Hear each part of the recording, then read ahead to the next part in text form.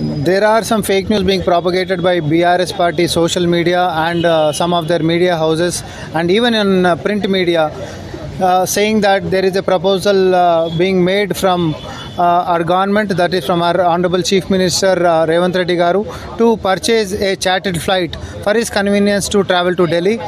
So we condemn that, and it is false and fake news.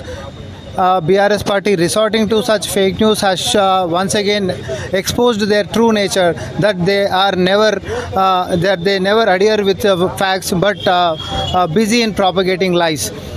Unlike former Chief Minister K. Chandrasekhar Rao, who did rounds across the country as well as other countries in special flights, our Chief Minister Revanth Reddy Garu is going on a commercial flights in economy class to Delhi in most of the times.